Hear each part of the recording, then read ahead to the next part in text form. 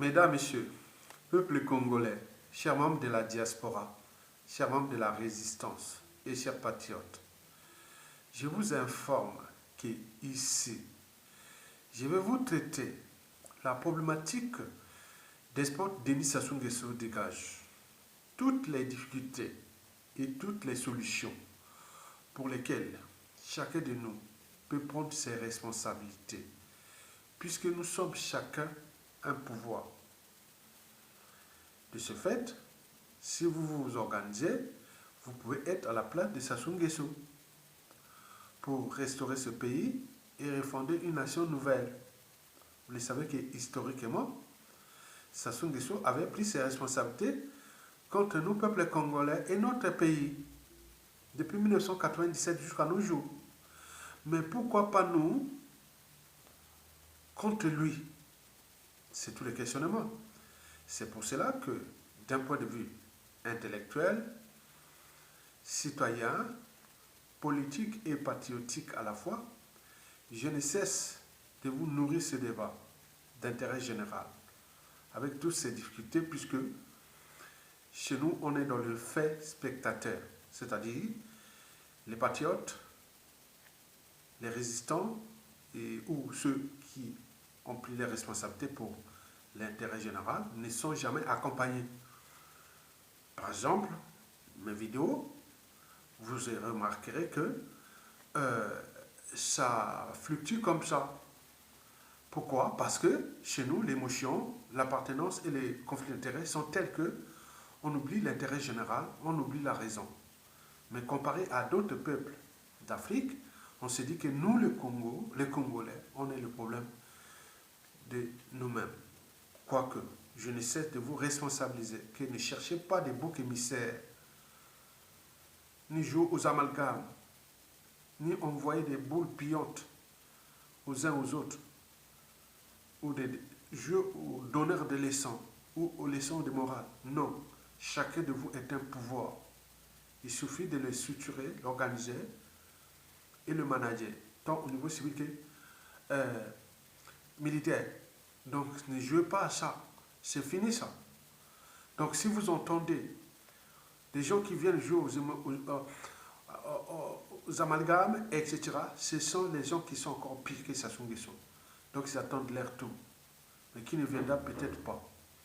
Et donc nous, on le sait, depuis le coup d'État, on a eu à rencontrer ces consciences réfractaires et qui, malgré les éclairages, malgré l'histoire, malgré on laissait un peu de rappeler, ils sont là, bornés dans leur monde, et voilà, beaucoup sont partis parce qu'ils sont devenus vieux, d'autres sont morts, etc. Pendant ce temps, ça sont encore là, en train de nous pétiner, fracasser notre pays. Donc, vous devez en tenir compte de ça. Moi, quand je pense dans ma tête, je ne vois pas le nord, le sud, l'est à l'ouest. Je ne vois pas, je vois que, ah tiens, quelle dynamique de pouvoir je peux constituer. Soit par le coup d'État, soit par on en pense comme ça. Donc, il ne faut pas chercher à... Non. Référez-vous de Sassou. Il avait pris ses responsabilités contre nous, peuple congolais. On l'a associé avec la France-Afrique. Et puis, celle-ci avait surtout managé des pays périphériques, dans le Tchad, le Gabon, l'Angola, la RDC et autres, et mercenaires étrangers étaient venus nous fracasser. Et aujourd'hui, on en paye le prix. Donc, on cherche les solutions de s'affranchir de ça, mais il y a des difficultés. Toutefois, avant de vous clarifier ce débat de toutes les difficultés, sur toutes les difficultés et les solutions que Sassou Nguesso dégage, d'un point de vue intellectuel, je vous invite à voir à l'esprit et ou dans la tête que le mal existe. Et Sassou Nguesso est d'ailleurs l'incarnation du mal absolu dans notre pays. Le paradoxe, c'est que malgré l'injustice, l'oppression, la barbarie, malgré ces crimes, Sassou Nguesso attire encore beaucoup de gens. C'est choquant. Sassou Nguesso, c'est l'homme qui nous terrorisait. Notre enfance, la psychanalyse. Vous savez qu'il tue Marie Ngouabi, j'ai 13 ans, à Yatongala. Et donc, cette histoire-là, qui a hanté notre jeunesse, parce que notre jeunesse, passage de l'âge d'enfance à l'adolescence, puis à l'adulte, on essaie de passer la période où Sassou était vraiment chaud. Il tuait. Mais malgré ces crimes, malgré tout ça, Sassou Nguesso attire toujours les gens. Et c'est ça le paradoxe, madame, monsieur. Est-ce que c'est le mal qui attire le bien? Est-ce que c'est le fait du pouvoir? Est-ce que c'est le fait qu'il a l'argent du pays qu'il distribue à gogo pour la conservation du pouvoir, etc. Est-ce que c'est de l'anthropologie? Est-ce qu'on doit se questionner? Parce qu'un type comme Sassou Nguesso, ailleurs, il ne serait plus là en liberté, ni au pouvoir, et encore moins en vie. Quelqu'un qui a tué 2 présidents, un cardinal, dans l'espace d'une semaine, tous les 3 morts dans des conditions de mort violentes. Marine Ngouabi l'a carotté coupé, brutalisé, on l'a tapé. On l'a fait un guet-apens, on l'a tapé, on l'a craché. Voilà. Cardinal Bibi Ayinda, enterré vivant, la nuit, ils l'ont emmené dans le nord du quartier de Brazzaville, au nord là-bas. Ils sont allés, voilà, par des contations, tout ça, ils l'ont enterré vivant. Et le Vatican, ça se rentre au Vatican comme on rentre dans un moulin. Vous avez le prédécesseur de Marine Ngouabi, le président Alphonse Massavadoua, dont le corps n'est jamais trouvé. Et depuis, il a décimé tant de cadres civils politiques et militaires de ce pays. Même ceux qu'il avait aidés au coup d'État. Sanglo Force Afrique de 5 juin au 15 octobre 1997, dont les conséquences sont d'actualité puisqu'il est encore là au pouvoir. Constatez vous-même ceux qui s'affichaient avec Sassou Nguesso en 1998, en 1999, en 2000, 2001, 2002, 2003, 2004, 2005, jusqu'à beaucoup sont partis. Mais il est là. C'est comme si tu fais du mal, tu restes en vie, tu restes longtemps au pouvoir. En termes de repères historiques, ce n'est pas bon. C'est-à-dire tu viens faire du mal à tout le monde et tu restes au pouvoir. Et là, il est en train de déguster la haute trahison, tout ce qu'il a fait, le mal contre nous, avec les fêtes sur fêtes, les mariages sur mariages de ses enfants, petits-enfants adultérés, tout compagnie. Donc vous imaginez, la coupe est pleine. On ne peut humilier éternellement un peuple comme ça. Donc nous devons nous questionner. Et c'est en questionnant que nous allons trouver les solutions de Sassou dégage. Et donc je vous dis que le mal existe, je l'ai compris. Et que dans ce monde de web, parfois on se dit, ah tiens, si j'ai le pouvoir, donc je peux faire du mal à tant de monde, le ciel ne tombera pas. Sassou, c'est un cas d'école. Donc il faut réfléchir que le problème que nous avions entre nous, peut-être ce n'est pas que Sassou, peut-être on a abusé de nous à cause de nos points faibles, qui l'appartenance, les conflits d'intérêts et les contentieux historiques sont au-dessus de la raison, de l'intérêt général, du patriotisme, etc. On le voit là. Moi, je vous dis sincèrement, quand je mets des débats d'intérêt général parfois comme ça, parfois il arrive que je dis, oh, mais un débat aussi intéressant, les Congolais ne partagent pas, etc. On en voit des profils des majorités ethniques compactes qui nous des débats parfois à la con, mais ils sont très bien vus. Mais je dis, non, mais c'est quoi ce monde-là? Donc il faut réfléchir. Il faut réfléchir.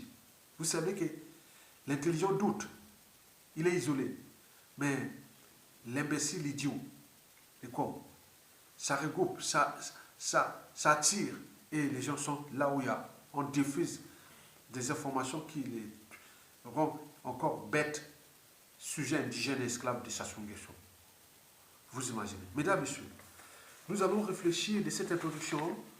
Nous allons enfin réfléchir sur les difficultés pour lesquelles nous n'arrivons pas à chasser Sassou Nguesso. Et aussi toutes les solutions que nous pouvons mettre en place au regard de la situation, du contexte et des enjeux, et voir des perspectives. Donc ici, on va partir du passé, parce que pour traiter le présent aujourd'hui, pensez toujours au passé. Et le passé et le présent font l'avenir, ou la prestation.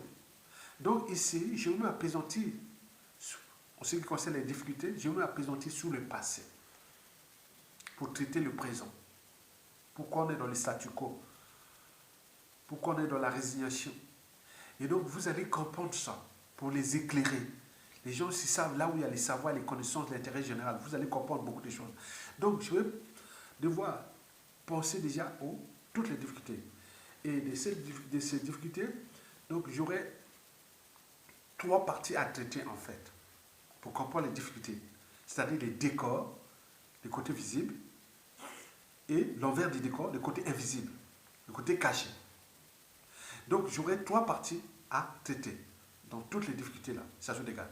Je vais prendre la première partie sur 3, c'est la chute de Yulu, le 15 août 1963. Et la deuxième partie sur 3, je vais traiter la chute de Pascal Lissouba, le 15 octobre 1997.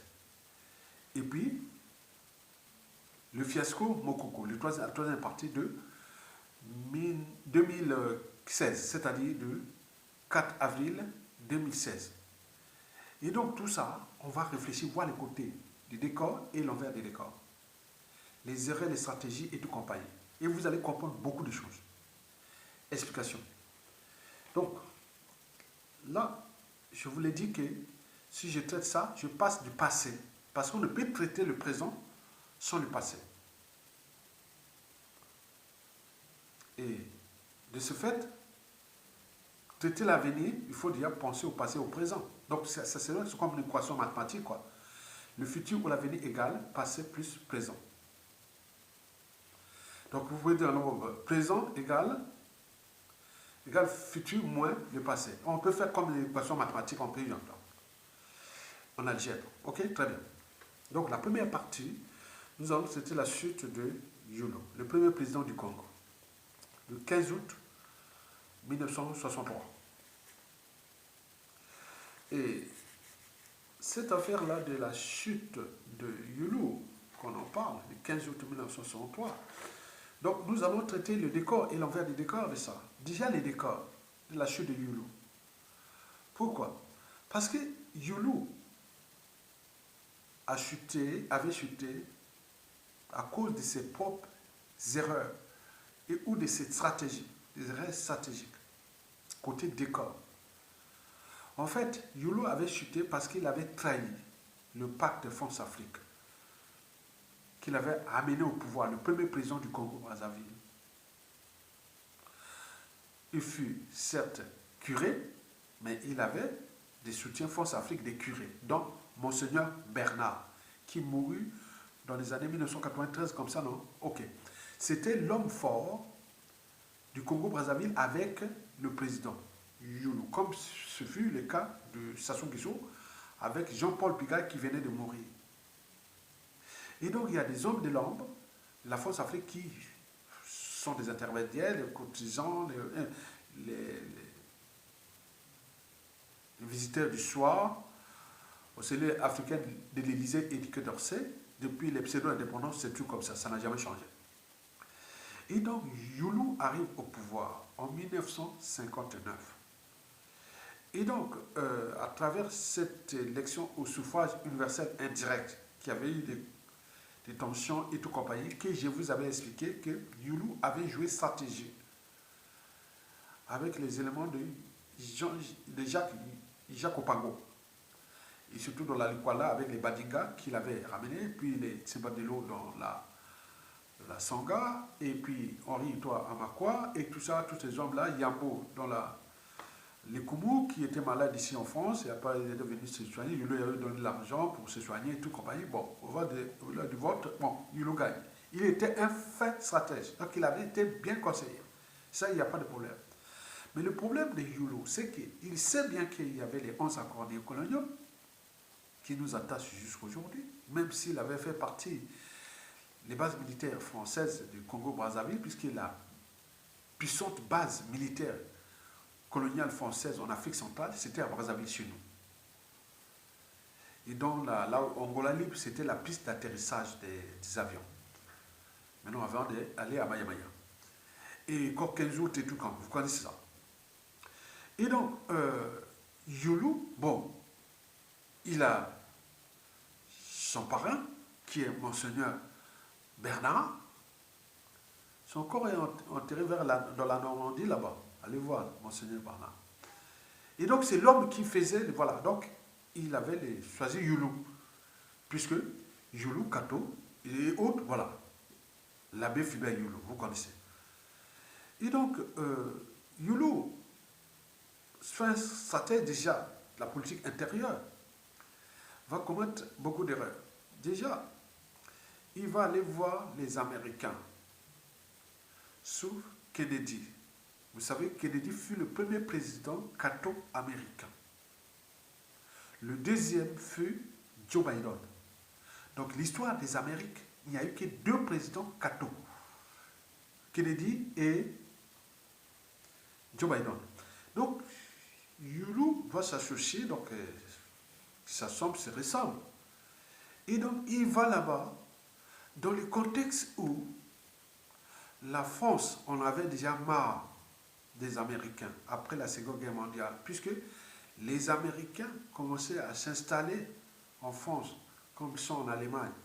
Donc la France, avec De Gaulle, qui avaient déjà la bombe atomique, etc. Donc ils vont être vraiment contre les Américains pour qu'ils puissent... Voilà, on ne voulait pas qu'ils soient ici, on va faire l'OTAN, l'Organisation des traités de l'Atlantique Nord et tout comme ça, mais les Américains ne doivent pas rester ici, nous coloniser ici, etc. Ils pensaient comme ça, le temps de De Gaulle. Et donc, Youlou, en 1961, il va aux États-Unis, bien accueilli, et les Congolais respectés, mais c'était stratégique. Et le général de Gaulle dit ah, donc il va passer par la RDC à travers son beau-frère qui était ambassadeur de France en RDC. Et donc c'est lui qui va jouer tout le rôle de la chute de Youlou. Mais entre-temps, ça c'est le côté décor. Donc Youlou avait manqué des tchatchs, des stratégies. Puisque, bon, tu as signé le pacte avec la France-Afrique et autres. Bon, pourquoi tu vas voir les Américains? C'était pourquoi en fait? Dans le contexte de guerre froide entre occidentaux, c'est-à-dire entre la France et les Américains. La France voulait se libérer de la tutelle américaine, qui est toujours d'actualité. Donc, côté décor, Youlou va trahir le pacte et de ses propres erreurs stratégiques. Côté envers des décors, ben oui, vous allez avoir trois mots-clés que je vous en parle, qui hantent la classe politico-intellectuelle congolaise depuis les pseudo-indépendances, depuis 1946, date à laquelle les premières élections législatives au Mali-Congo, qui nous avaient mené ici à l'Assemblée nationale française, Félix Tikaya, le premier député du Congo-Brazza, ici à l'Assemblée nationale française, qui fut affaibli en 1952, mais après, voilà, vous savez la suite. Je vous ai fait donc cette vidéo. Et donc, les trois mots-clés, c'est appartenance, conflit d'intérêts et contentieux historique. Et donc, ces trois mots-clés-là vont hanter l'envers du décor du pouvoir de Youlou. Et comment? Déjà, l'appartenance. Vous avez le début du noumazalisme. Il dit, ah tiens, on a raté l'élection au suffrage universel indirect de 1959. Là, Youlou, bon, ben, il va tomber. Youlou va tomber, donc il va partir avec la France-Afrique. Donc, les partenances, les noumazalismes va être là. Il était venu faire ses études ici en France, supérieur des statistiques. Hein. Est-ce qu'il avait fini? Il n'avait pas fini ses études de statistiques. Mais comment non plus les gens, bon, tu vois, la géopolitique, non reçu de aide. Donc, Noumazalin va être un gars malin qui, bon, ben, avec le Nord peu peuplé, et il est certain que, le point de vue élection et l'appartenance, le Nord n'aura jamais un président. Donc, il va mettre en place le noumazalisme, c'est-à-dire le coup d'État. Le coup d'État dans le Nord là, est parti du noumazalisme. Et il va être appliqué en 1968. Après qu'il ait pris le contrôle du pouvoir de Massa Madima, en 1966, Premier ministre, jusqu'à amener Mahangouari au pouvoir. Mais, je vous dis sincèrement, les trois mots-clés, appartenance. vous avez déjà des intrus. Il y a Noubazalaï qui veut que ses pouvoirs partent au nord, et Pascal Lissouba qui veut pas il veut que les pouvoirs quittent le pôle et vient dans les Nimolais. Mais comment? Donc il faut trouver une transition. La transition là va être assurée par qui? Par Massamba Deba. Et donc ça c'est le premier mot-clé. Deuxième mot-clé, ce sont les conflits d'intérêts. Les conflits d'intérêts entre les fonds africains et les anti-fonds africains. C'est-à-dire le coup d'État politique France-Afrique au Congo de 1963, ce fut le jeu des fonds africains qui étaient déjà là, dans les Noumazalais, qui étaient déjà les fonds africains, les Pascal Lissouba. Et puis à l'intérieur, il y avait les Morlédés et tout ça, ils ont fallu qu'on appelle la révolution de 13, 14, 15 jours. Et n'oublions pas les contentieux historiques sur les trois mots-clés appartenant au conflit d'intérêts et contentieux historiques. Et donc les contentieux historiques, c'est de 1959. Donc là, ils n'ont pas digéré ça. Bon, bien entendu, il y avait déjà les réseaux Kikugagot dans... Attendez. Excusez-moi. Il y avait déjà les réseaux de Kikungangot qui étaient du côté des Jacopango, Parti socialiste congolais, et puis des Satou qui étaient du côté du DDR. Donc il y a division sur le dehors de l'Ignari. Et donc là, ils ne vont pas digérer qui, bon, tout le monde cherche les moyens de ramener les pouvoirs de poule jusqu'à dans le voilà, à partir des contentieux historiques là, de 1959. La date du 15 août 1960 pour notre indépendance fut choisie par Yulu, en accord avec Malheureux. Et De Gaulle était pressé que nous soyons là. Nous serons indépendants, voilà, pas le 15 août, parce que, bon, c'est un curé. Bon, il a dit, bon, 15 août, l'Ascension, c'est là que le Congo pesait encore, quelque part. L'indépendance du Congo-Brazzaville, le 15 août, c'était Yulu qui avait choisi cette date. Mais sinon, nous serons déjà avant le Gabon. Et après, on est avant le Gabon, mais avant d'autres, on serait déjà indépendant autour de janvier, février 1960. Mais il a dit, on attend, depuis 1950, on attend jusqu'au 15 août 1960. C'est là que Yulu, curé, il va faire. Et donc, vous imaginez que là, au niveau de la passation du pouvoir, puisqu'il y a des officiers, dont Moussa Bakani et Mouzaka, et va remettre les pouvoirs au peuple, hein, comme on dit, au civil, puisque l'idée, bon, le pouvoir doit rester au civil. Bon, vous imaginez, c'est comme Mokoko 1991 et tout ça, on connaît. Et donc, là, Moussa Bakani et l'autre là, bon, ils ont dit, qu'est-ce qu'on va faire? On va faire le président de l'Assemblée nationale. Or, Massamba va être utilisé, c'est tout. Naïvement. On ravit le pouvoir à Yulu pour les enjeux France-Afrique et on les met à Massamba Deba et pour les chiffonner jusqu'à ramener dans le nord. Et l'Issouba sera, voilà, sera, voilà. Bon, vous imaginez. Et donc, 1963, la chute de Yulu. Donc, vous avez là trois mots-clés qui sont appartenance, conflit d'intérêts et contentieux historique vont jouer largement à la chute de Yulu, qui au départ, dans le décor, avait manqué de stratégie, puisque il fut placé par la France-Afrique, avec la bénédiction de Monseigneur Bernard, mais qui après avait choisi les Américains. Pour quelle raison, on ne sait pas. Et donc, vous imaginez, je pense que Kennedy, peut-être que Kennedy, américain, Kato, il va aider le Congo à se développer et tout ça. Il pensait peut-être comme ça. Ça, ce sont des idées. Bon, d'un point de vue anthropologique, on s'est dit que tout ça, ça n'a jamais changé. Et jusqu'à nos jours. C'est pour cela que nous devons réfléchir sur la chute de Yulu. Et que tous les éléments sont là. Puisque je vais passer à la deuxième partie sur la chute de Pascal Lissouba, le 15 octobre 1997, après le coup d'État sanglant Force Afrique de Sassou Nguesso du 5 juin au 15 octobre 1997. et le président élu démocratiquement quitte le pouvoir le 15 octobre 1997. Et donc là, c'est pareil comme Youlou en fait. Ça se passe comme Youlou en fait. Puisque du côté décor, le professeur Pascal Souma avait trahi déjà.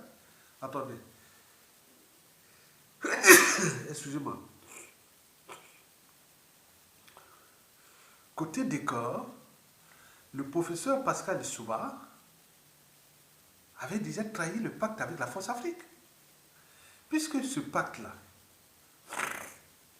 qui avait financé sa campagne électorale avec Total, on l'a donné l'argent. Il a reçu l'argent qui paye à les pouvoirs. Donc, le professeur Pascal Souma avait dans le décor là, avait le pacte avec la France Afrique. Et pourquoi avec la France Afrique? C'était la peur de l'inconnu de la prestation. Puisqu'on pouvait contrôler Pascal Souma. Mais Bernard Kolela était incontrôlable. Et donc, qu'est-ce qu'on va faire? On va monter un coup pour que Bernard Kolela soit siphonné. Mais lui n'avait pas su que André Milongo, qui a bien géré la transition et qui pouvait laisser libre cours à Milongo de se présenter tout seul. C'est Milongo qui devait être président de la République. Et Bernard Kolela pouvait devenir peut-être après 2020, c'était 92 à 97 à 2002. Il devait peut-être avoir beaucoup de postes de fonction. Mais il a joué solo, manque de stratégie. Donc il va être dans le coup de faire gagner Pascal Souma, puisque celui-ci va s'associer dans le pacte France-Afrique avec Sassou pour le deuxième tour. Mais il venait d'entrer dans la NAS lui-même. Donc Pascal Souma, qui, du point de vue électoral, au deuxième tour, n'avait pas besoin d'aller s'associer à Sassou Nguesso, puisque même sa confrontation au deuxième tour avec Bernard Kolela, il est certain que beaucoup de nordistes avaient déjà vomi Sassou Nguesso, qu'il appelle à voter autre, ça ne veut rien dire. Ça ne veut rien dire. Donc il pouvait rester comme ça, mais il va signer le pacte qui va l'entraîner dans le suicide. Pour s'affranchir de ce pacte, c'est fait difficile. Même avec les élections législatives anticipées de 1994, mais il était rentré toujours dans la NAS, puisque la solution, c'est Sassou Nguesso, on voit la lettre à l'ambassadeur de France au Congo-Brazzaville, M. André, que la solution des élections n'était pas bonne. Donc ils vont penser à la solution de l'assassiner, comme on a assassiné Marine Ngouabi. La note est là, je vous l'ai fait dans plusieurs vidéos, elle est là, la note est là. Top secret. Et donc vous imaginez que nous, les classes politiques et intellectuelles congolaises, naïveté totale, passivité totale, parce qu'ils sont tellement bornés aux conflits d'intérêts, aux appartenances, etc. Ils ne savent même plus là où se trouve la raison de la stratégie. Donc Youlou, Pascal Souma, dans le décor, va être dans le piège de Youlou. Parce qu'il avait servi les pactes avec la France-Afrique, donc il fallait aller jusqu'au. Mais côté envers du décor, l'envers du décor de cette affaire-là, côté invisible de la chute de Pascal Souma, c'est pareil comme Youlou, hein, je vous l'ai dit, à travers les trois mots-clés. La seule différence, c'est que Youlou se fit un coup d'état politique. Mais Sassou Nguesso, la chute de Pascal Souma, coup d'état militaire. Mais c'est tout France-Afrique. Parmi ces trois mots-clés, on va prendre l'appartenance. Pascal Souma va être piégé par l'appartenance nord et sud, c'est-à-dire nord et Libolek, et entre Libolek et les poules, parce qu'ils vont jouer là, ils vont les diviser, ils vont s'embrouiller dans les trucs là, entre les Libolek et le poule, entre Libolek et les nord. Et donc ils vont jouer là, c'est fait le caviar, et tout le monde en connaît. Le deuxième mot-clé, ce sont les conflits d'intérêts entre les formations. Les formations du Nord étaient souciées à Sassou Nguesso, les Sud à l'Issouma. etc. Vous imaginez, les gens sont des formations, sans conviction, sans intérêt général. Vous imaginez les trucs là, qui sont là. Il n'y a pas que les formations, il y a aussi les fonds africains et les anti-fonds africains. On ne connaissait pas la ligne de démarcation, qui est toujours d'actualité. Nous avons vu ça au sein des assises nationales du Congo sur la place de Paris, entre 2014 et 2016 à peu près. On l'a fracassé. Conflit d'intérêts. Formation et anti-formation. Force Afrique et anti-force Afrique. On ne sait pas la ligne de démarcation. Donc vous imaginez les Congolais, oh, écoutez. Et puis, les contentieux historiques, le troisième mot-clé, après l'appartenance, conflit d'intérêts, l'appartenance. Puisque le passé de Pascal Lissouba le poursuivait. C'est déjà de l'athlétisme de 1963 qu'il a joué avec Noumazala pour chercher Yulou. Donc le poule là-bas ne digère jamais ça, surtout le côté des Larry. On est bien d'accord? Et ce n'est pas tout. En 1965, par la jalousie intellectuelle et amoureux et tout compagnie, on va tuer des cadres congolais, Machukota, Poambou, Machouemé, dont le professeur Pascal Lissouba était mêlé dans ces affaires-là aussi. Donc tout ça, ces contentieux-là, vont être là pour... voilà. Donc ce n'est pas le virage à 180 degrés des acquis de la conférence nationale souveraine qui ont chassé Lissouba. Hein. Non plus la création des milices. Non, c'est pas ça. C'est ce qui est là, l'appartenance, les conflits d'intérêts et les contentieux historiques qui suivent les gens là. Quand ils sont là, ils acceptent d'aller au pouvoir, quand il y a les partages de postes de pouvoir, bon, ben, ils viennent. Mais ils sont toujours là avec leur contentieux historique, conflit d'intérêts et autres. L'intellectuel et ou les politico-intellectuels congolais, c'est comme des girouettes. Ça tourne avec le vent. C'est comme les amdinettes. Donc il faut faire attention. Voilà pour les deux premières parties qui, on voit que Yulou et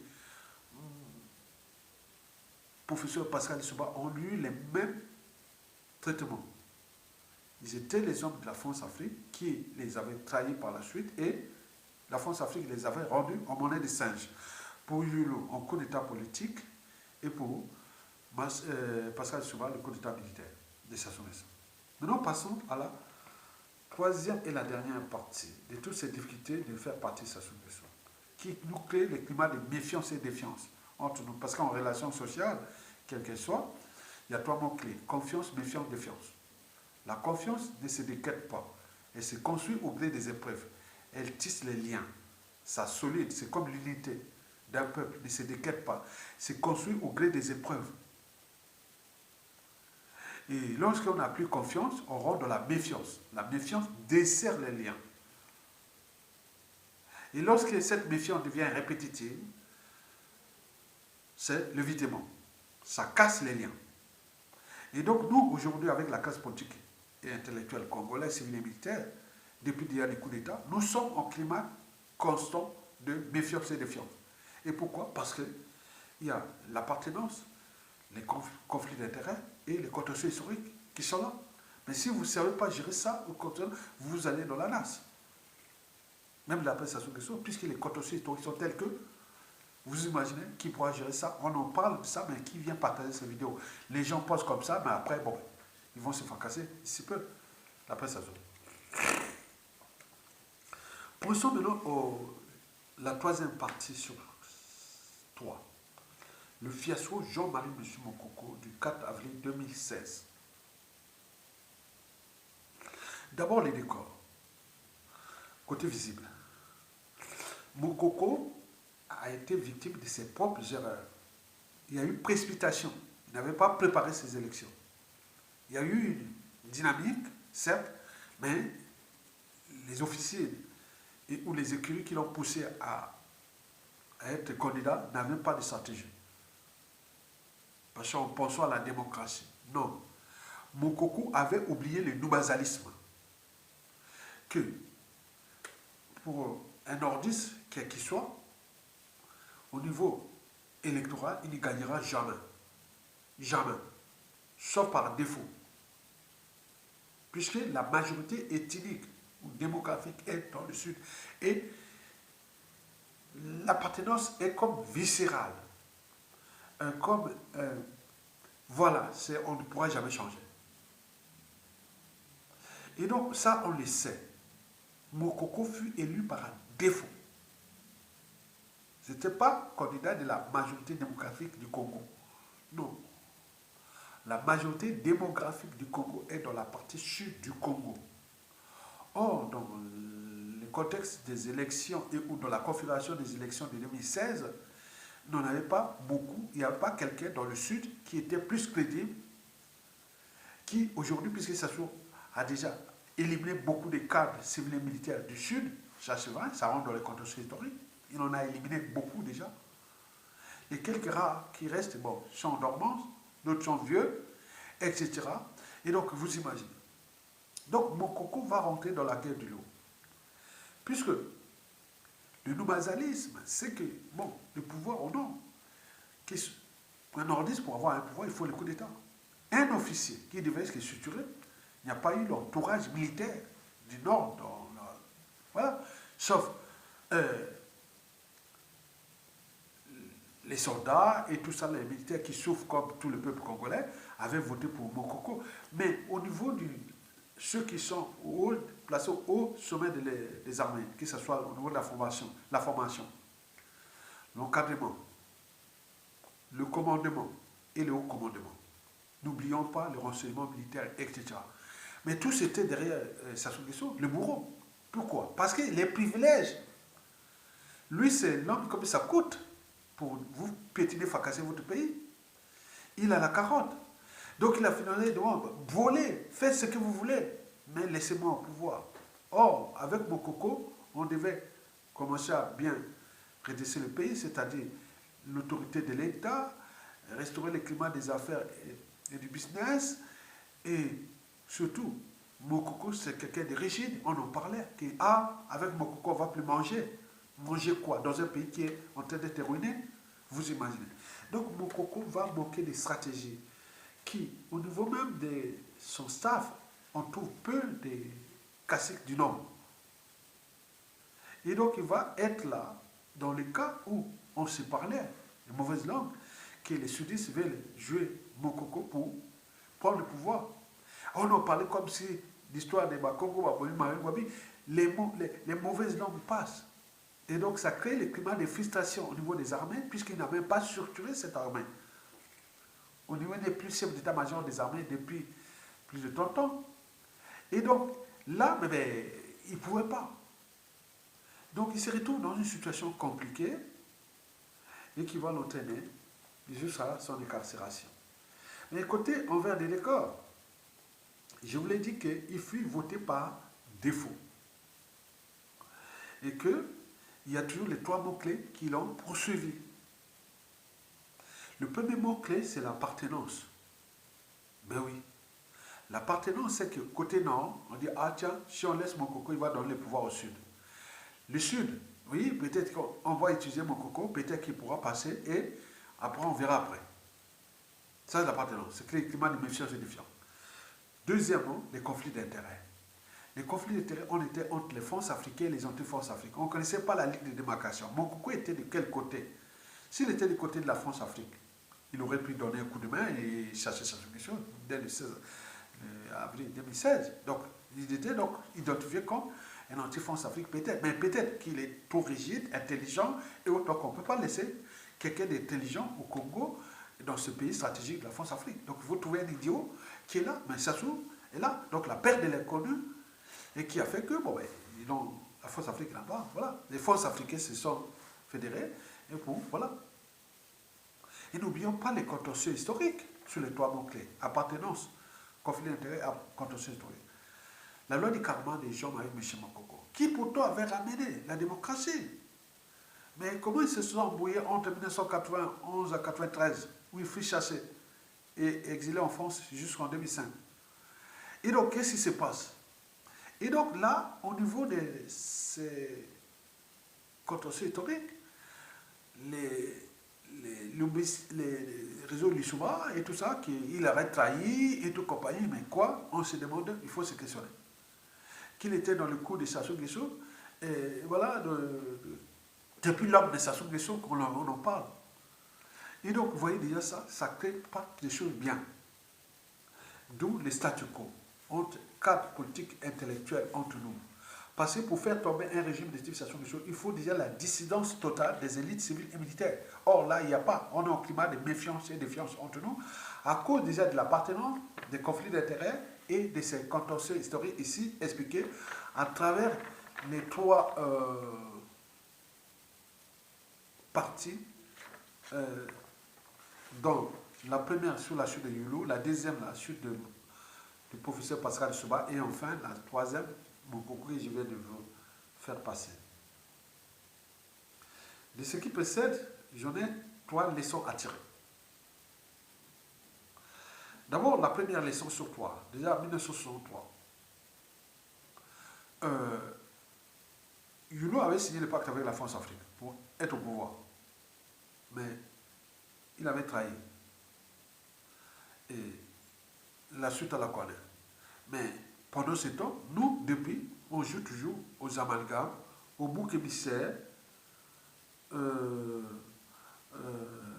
point, entre nous, pour rien. Ok? Mouzabakani et Mouzaka n'avaient pas de choix, puisque les règles étaient que le pouvoir en reste au civil. Bon, ils donnent au civil, ils donnent au président de l'Assemblée nationale. Allez, débrouillez-vous. C'est pour cela que les fonds africains, on en parlait, que les Africains ne savent pas faire les coups d'État. C'était l'histoire du Congo. Même si, 3 ans après, en 1964, à la chute de Léomba, quand même les Gabonais, en février 1900, oui, au 19 février 1964, et les militaires gabonais avaient pris les responsabilités de virer Léomba. Mais ils avaient fui le fiasco. Ils l'amènent dans la forêt pour aller vers les concentrations des hommes. Les forêts sont vraiment bizarres. Et les réseaux de Foka et tout ça, ils vont les récupérer Léomba, les ramener ici en France et préparer la transition à l'avènement de Omar Bongo. Vous imaginez? Parce que, attends, c'est pas pour vous faire des coups d'État, vous allez faire des contations nocturnes. Voilà. Donc, les Bondous ne savent pas faire les coups d'État. On en parle comme ça. La deuxième leçon à tirer sur toi, c'est que, à la différence de Sassou Nguesso, qui n'a jamais trahi le pacte, parce qu'il avait signé le pacte. Mais on voit que tout Yulu et Pascal Souba avaient signé le pacte avec la France-Afrique, au départ pour accéder au pouvoir. Mais ils avaient trahi. Et ça se rend toujours en monnaie de singe. Donc ça vous donne déjà des idées que, si vous venez au pouvoir, vous signez le pacte avec la France-Afrique, voilà ce qui va vous arriver. Et enfin, la troisième leçon sur toi à tirer, de ce que j'ai parlé de ces trois parties, c'est que les trois mots-clés, appartenance, conflit d'intérêts et contentieux historique dans notre pays, c'est comme immuable. Ça n'a jamais changé. Regardez-moi par exemple, à Yatonga, malgré mon intérêt général, malgré tout ce que je peux faire pour l'intérêt du pays, je prends le temps pour l'intérêt général à notre mission. Regardez bien, vous allez trouver toujours les trois mots-clés. L'appartenance. Les vidéos sont vues par appartenance. Si c'est les leurs, ils viennent. Si ce n'est pas les leurs, malgré tout. Après, ils rentrent dans les erreurs. Ils n'écoutent pas les nouvelles versions. Nous avions les conflits d'intérêts. Les conflits d'intérêts, on dit, déjà, le fait que j'ai choisi Mokoko en 2016 comme tout le monde, voilà, c'est l'homme de Mokoko, par mais ça aurait pu être un autre. Donc, on vous pousse comme ça. Malgré tout. Vous comprenez ça? Enfin, et le contentieux historique, c'est le karma. J'en ai subi ici, dans les médias réseaux sociaux, avant, peut-être les années 2018, là. Mais attendez, allez voir, dans Zegamambou, Congo Liberty, Congo Page, Lyon de Makanda, Mouinda, les 6 là que j'ai nourrissé les débats avec les noms Ayatonga. Vous voyez, insulte sur insulte, comme si moi, je porte la loi du karma de Sassou Nguesso, par le fait que je suis du Nord et de la Québec. Donc, vous voyez comment on est venu. Attends, c'est démotivant. C'est humiliant et autres. Donc, vous comprenez ça, ça n'a jamais changé. Parce que nous, les émotions et l'appartenance du conflit d'intérêts sont au-dessus de la raison, de l'intérêt général. C'est les nôtres. Ailleurs, les types comme Ayatonga, les médias, ça sera constant. Mais nous, ça fluctue comme ça, parce que ce sont des émotions, les contentieux historiques, les conflits d'intérêts qui fait comme ça. Et dans cette configuration, vous allez parler de la démocratie après Sassou Nguesso, il faut être fou. Mesdames, Messieurs, peuple congolais, quelle solution envisagez-nous de l'après Sassou Nguesso? Toutes les solutions. J'en ai sélectionné pour vous 4, qui beaucoup j'ai déjà détaillé. La première solution sur 4, c'est la France Afrique qui retire son sous-préfet. Et de ce fait, celui qui viendra va plus faire les erreurs commettre les erreurs de Youlou et de Pascal Lissouba. Donc on reste dans la France Afrique. Puisqu'on n'a pas pris de responsabilités, on continue. C'est la première solution qui nous décide, qui se décide. C'est-à-dire, la France Afrique, il voit qu'on a piétiné beaucoup ce pays, on a fracassé ce peuple et tout compagnie. Bon, la coupe est pleine, et on a des intérêts, et tout ça, donc on ne peut pas laisser libre cours à Sassou. Donc on va trouver un autre. Donc il se prépare. Mais celui qui viendra, il viendra faire ça. Mais nous pensons plaire à la démocratie dans ce cas. Ça arrivera autour. Comme on voit au Ligue Guéma ou ailleurs. Deuxièmement, c'est-à-dire la deuxième solution sur 4, c'est la mort naturelle et ou accidentelle du tyran. Et là, nous rentrons dans la permanence de l'état de crise, n'y pensons même pas à la démocratie, puisque le clan déjà au pouvoir divisé, qui vont chercher les gars, ils ne pourront pas parce que gérer les biens mal acquis, les contentieux historiques, et dans cette, ils ne pourront pas. Le dérèglement politique et militaire dans le nord et dans la Cuvette, et qui va laisser qu'il y ait des embauches, non, certainement pas. Vous avez les contentieux historiques dans le sud, et aussi que le pouvoir n'est pas resté qu'au nord, etc. Donc, nous sommes là dans gérer les problèmes du mal acquis, les crimes, la France, c'est compliqué là. Si ça se meurt comme ça par là, ils vont faire des arrangements. Ça ne pourra pas, ça va tourner au fiasco. Il risque d'implosion du pays. La troisième solution sur 4, c'est celle que j'ai toujours pensé, c'est-à-dire un coup d'État en France-Afrique. Ce n'est pas qu'on est contre la France-Afrique, mais c'est que les militaires congolais qui aiment leur pays, comme disait l'anthropologue Marguerite Mead, ne doutez jamais qu'un petit groupe d'individus conscients et engagés peut changer le monde. Historiquement, c'est toujours de cette façon que les changements se produisent. Donc, même le professeur Kovi Gomez dit que bon, les vrais changements, ce sont des avant-gardistes, ils sont minoritaires, ils vont structurer quelque chose, comme ce qui s'est passé au Mali, au Burkina Faso, au Niger et à Madagascar, mettre fin à Sassou Nguesso, mais ce n'est pas la démocratie qui va arriver, mais c'est autre chose, c'est-à-dire ce que j'ai parlé d'hier dans les 5 priorités majeures, c'est-à-dire un homme fort, comme l'avait Jerry Rawlings, paix à son âme au Ghana, qui avait pris ses responsabilités à construire une démocratie pendant un certain temps. Et c'est pour cela que je parle des 5 priorités majeures, dont les États généraux de la nation, au dit de l'État, pour offrir les quêtes de l'État, restaurer l'autorité de l'État, et surtout assainir le climat des affaires et du business, à qui appartiennent ces concessions forestières, minières, tout ça, les biens mal acquis, tout compagnie, repenser au nouveau modèle économique, dans une administration qui sera là pour gérer tout ça, à l'échelle nationale comme à l'étranger, et nous donner renflouer pour reconstruire des vrais grands travaux, réformer le pays, restaurer le pays. Ça, c'est la priorité, ça, c'est le corps de la prestation. Après, il y a l'âme, la deuxième priorité majeure sur 5, c'est-à-dire les commissions vérité, réparation, réconciliation. Depuis Congolo jusqu'aux opérations Memara, théorie d'état de l'époule, tout ce qui il faut réparer ça comme cela s'est passé en Afrique du Sud après l'apartheid et au Rwanda, etc. On doit penser ça. La troisième priorité majeure, ce sont les institutions nouvelles. Une région semi-autonome ou les régions seront semi-autonomes, il faut penser ça, dynamiser ça pour que chaque région connaisse les atouts de ma région, je peux trouver les partenaires.